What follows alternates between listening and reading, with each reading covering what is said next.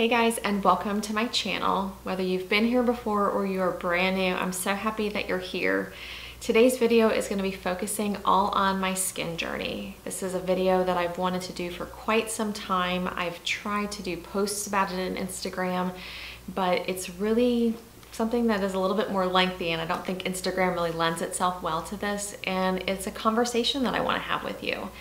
And I want to talk about some of the challenges that I've had, how my skin has changed over time, and I want to share with you a book that really I credit for saving my skin.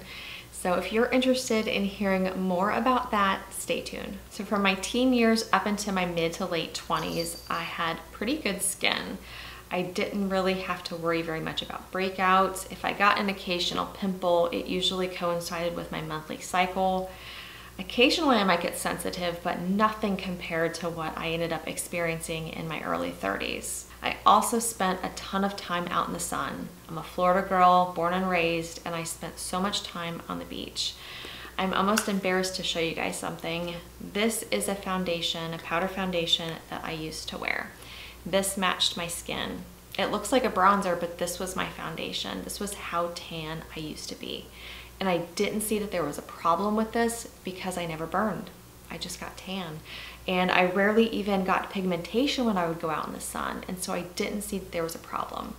Little did I know that years and years later, I would be diagnosed with melanoma and have the pigmentation challenges that I do today. In terms of what else I did to my skin, I thought that foaming cleansers were the way to go. I thought that my skin needed to be squeaky clean in order to be clean. And that was when I used cleansers. Oftentimes I would use makeup wipes, or I would just sleep in my makeup and wash my makeup off in the morning. I thought that just doing that was enough for my skin. I also rarely wore sunscreen, and oftentimes it would be in a moisturizer that I was using at the time, so I thought that I had enough protection, but I really didn't. I also was using harsh toners, and I thought that I really needed to keep my skin oil-free and using oil-free products. I would oftentimes pick up whatever was on sale at the drugstore or places like TJ Maxx, not really thinking about what I needed for my specific skin type. And to be completely honest with you, I was much more focused on makeup at the time and not really my skin. And then in my late 20s, early 30s, that's when everything changed. My skin had become drier, and I was still using the same products as I was using before, and I couldn't figure out why my skin was the way that it was. I was starting to have hormonal changes, and I think that's what really changed things for me. So because I was using the same harsh products that I was using before, I was destroying my skin barrier, and I had no idea. I would talk to friends and ask them what they were using on their skin. I would buy those products, spending more, not realizing that they were the wrong products for me, and I was getting so frustrated not realizing why I wasn't getting the same results. I also found myself dealing with redness for the first time in my life. I was having chronic redness, especially on my cheeks. I was finding myself experiencing reactive skin, and it would sting and burn, and I was starting to have to use more makeup in order to conceal the redness.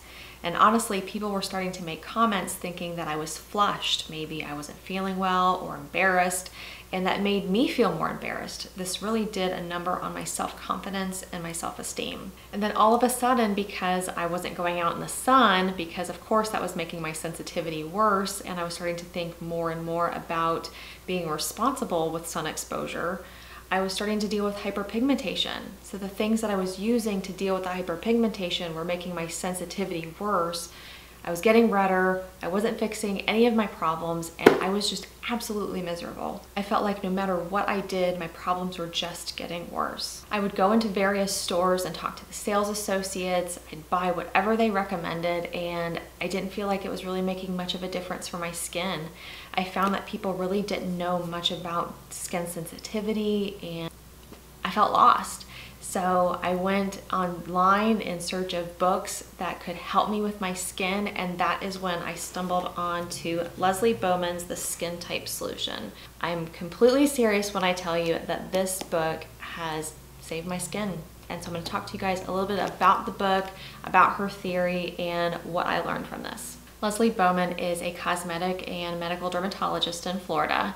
She also is a researcher and a professor and has studied skin for many, many, many years. And prior to her book, it was really dry, oily, sensitive, and combo that was really being looked at as skin types, and she felt there was more than that. Her skin types are based on 4 dichotomies. So there's 4 scales and you're either this or that. The first is oily versus dry, and I think that one's pretty self-explanatory.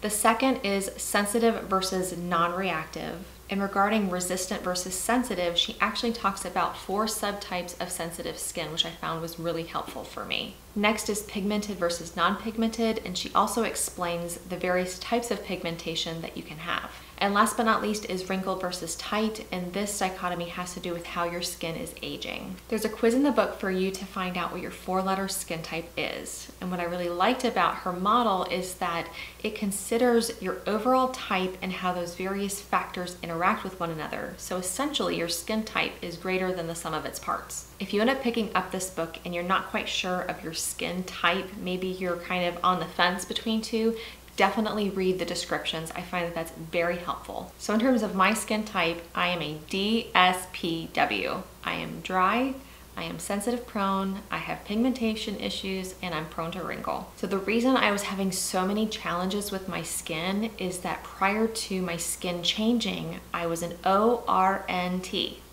Literally the complete opposite of what I am now. My skin, if I had to pick whether it was dry or oily, it was oily. It was resistant, I think, from all of the time that I was spending out in the sun, and it was non-pigmented. I wasn't having any issues with pigmentation, and it was tight. I wasn't really having any issues with wrinkling. So everything that I was using before wasn't making sense for me now. I'm a good example of how skin changes over time. We're getting older and our skin's evolving. You may also find yourself living in a different climate and your skin is going to react differently to that. Maybe it's also a different time of year. And another thing to consider is that maybe you've gone a little overboard with actives and your skin is now sensitive and you haven't experienced that before.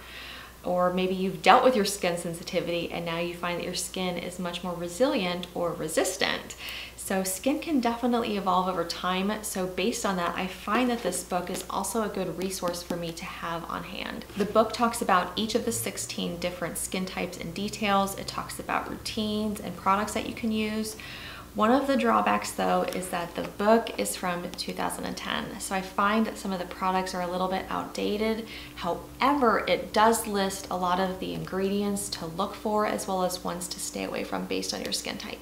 And so while I don't agree with absolutely everything in this book, I do think that it provides an absolute great foundation to kind of build a skincare routine based on your skin type. I have learned so much from this book. I've learned that I had a damaged barrier and how to repair it. I've learned that I needed both hydration as well as moisture, and that oil was actually my friend and not to be afraid of it. I've learned the ingredients over time that my skin reacts poorly to, as well as the ones that it responds positively to. I've learned the importance of cleansing your skin well, however, not stripping it. And last but not least, the most important, I've learned the importance of sun protection. And then after healing my skin, I wanted to know more. I wanted to get my skin in its best shape possible, and so that's when my internet searching skills led me to Caroline Hirons, and I think the rest is history.